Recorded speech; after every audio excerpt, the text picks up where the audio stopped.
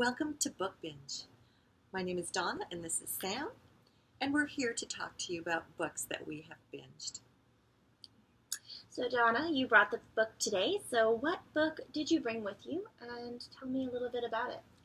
Well, here we have The 100-Year-Old Man Who Climbed Out of the Window and Disappeared, and it's written by Jonas Jonasson. And this particular story is about Allan, and he's turning 100 years old. And in the nursing home that he lives in, well, the director wants to have this big party and invite the media and, balloons, cake, the whole bit. And he wants absolutely nothing to do with this. And so what does he decide to do? He decides, well, not without any kind of plan, mind you, he escapes out of his window and he ends up at the bus station. And this is where some paths collide. All right. He's now on the run.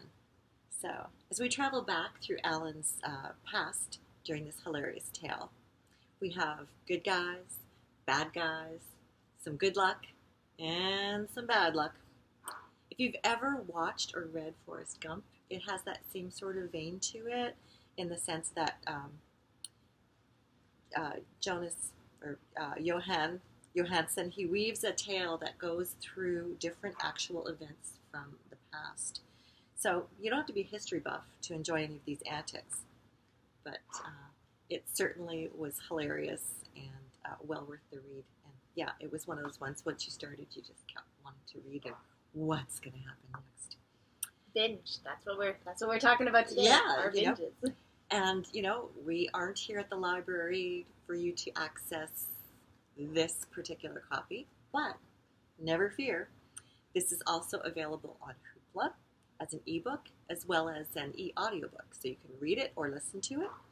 And a few years after this became sort of a bestseller, they made it into a movie, and it has English subtitles, and you can watch that on Hoopla.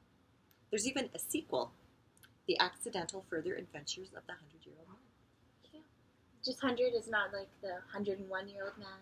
Well, maybe you'll have to read and find it. Oh, okay. That's fair. So I've prepared a couple questions for you about this book, just to get a better picture of how much you enjoyed it, and give us some backstory. So my first one is, what made you actually pick up this book? Well, for starters, I guess it was a bestseller, but I actually had been talking to my father, and he recommended it, and he thought that I would enjoy it, and I sure did. That's good. Okay. So now this book is a translation you mentioned. So it's obviously it's translated from Swedish. You mentioned the Swedish subtitles, so I won't ask you that. But did you find differences between this book and then others you've read that are written with more of a North American setting? Well, I think the translation was really good. I didn't feel that it was like... Sometimes it does have like that a struggle. Awkward. Yeah, doesn't it? But just the characters don't go the way you think they should. Exactly. But that wasn't really the case. I think for me, the big difference actually was just the cultural difference, because they do things a little different in Sweden than we might do here in Canada. Okay. Like, do you have preconceived ideas of what you think Sweden is going to be? Well, I don't know that much about Sweden. I'm realizing as you're starting to mention it a little bit, I'm like, okay, what do I think of Sweden? And maybe IKEA. I do know Start the car. That's like a memory, but I might have to check this out. Maybe I'll have more of a challenge. I know there's more than IKEA, but I don't know what, so I'll have to take a look. Meatballs? I bet more than meatballs too. I like it. Okay. I do have one more question for you before we sign off, and that is, you mentioned antics in your description.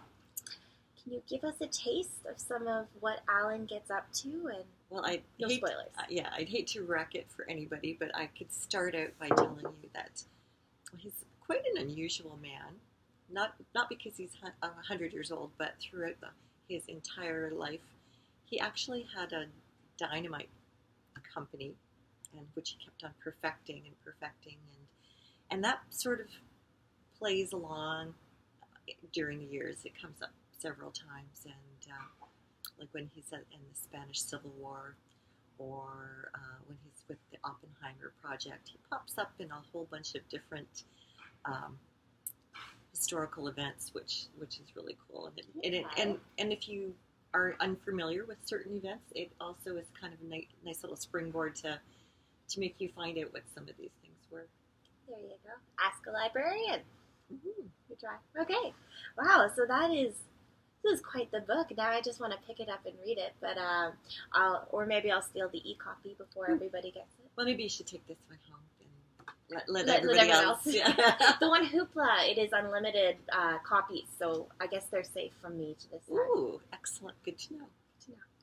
Anyways, thanks for watching Book Binge. With today, we had the 100-year-old man who climbed out the window and disappeared. We'll see you next time. Bye, guys.